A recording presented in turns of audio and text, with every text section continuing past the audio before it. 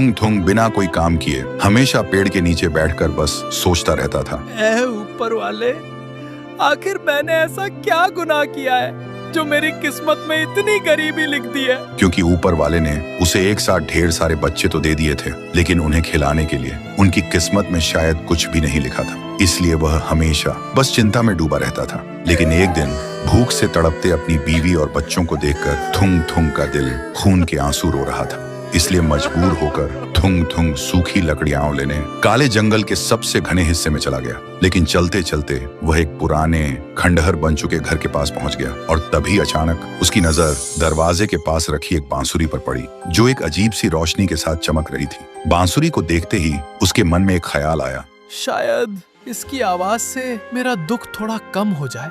फिर उसने बांसुरी को उठाया और एक बहुत ही खूबसूरत धुन बजाने लगा। जैसे ही उसकी आवाज हवा में गूंजी, एक चमत्कार हो गया। थुंग थुंग के आसपास के सूखे पेड़ अचानक हरे भरे हो गए और पल भर में फलों से लद गए। ये देखकर थुंग थुंग हैरान रह गया। फिर उसने अपनी जरूरत के हिसाब से कुछ फल तोड़े और एक टोकरी में रखकर घर की तरफ लौटने लगा। फिर घर पहुंचकर उसने अपनी बीवी और बच्चों के साथ मिलकर पहली बार पेट भर खाना खाया और उस दिन के बाद थुंग थुंग के पास किसी चीज की कमी नहीं रही। अब वह सिर्फ अपने लिए नहीं बल्कि गांव के गरीबों के लिए भी अनाज बांटने लगा। फिर एक दिन जब थुंग थुंग बांसुरी बजाकर सूखे पेड़ को जिंदा कर रहा था, तब गांव के एक लालची आदमी राका ने यह नजारा देख लिया और मन ही मन सोचा, अगर मेरे पास ये बांसुरी होती तो मैं अपने खेतों को हमेशा हरा भरा रखता और दुनिया का सबसे अमीर इंसान बन जाता। फिर वह चुपके से थुंग थुंग के पास गया और अचानक एक डंडे से उसके सिर पर वार कर दिया। थुंग थुंग तुरंत जमीन पर गिर गया और राका बांसुरी लेकर वहां से भाग गया। फिर अपने खेतों के बीचों बीच आकर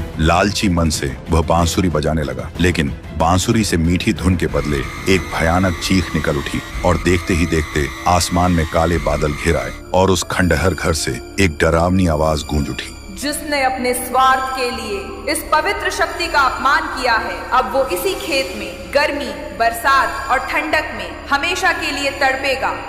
जैसे ही यह आवाज खत्म हुई, कुछ ही पलों में राका का शरीर एक सूखे हुए पुतले में हमेशा के लिए बदल गया। उसने चिल्लाना तो चाहा, लेकिन वह चिल्ला नहीं पाया। तभी आसमान से एक रोशनी नीचे आई और उस रोशनी के साथ वह बांसुरी हमेशा के लिए आसमान में गायब हो गई। लेकिन जब थुंग थुंग ने यह भयानक मंजर देखा तो उसकी रूह कांप उठी। अब उसे समझ आ गया था कि लालच का अंजाम मौत से भी बदतर होता है। और उस दिन के बाद थुंग थुंग ने फिर कभी चिंता में वक्त बर्बाद नहीं किया। वह अब दिन रात मेहनत करने लगा अपनी बीवी और बच्चों का पेट पालने के लिए।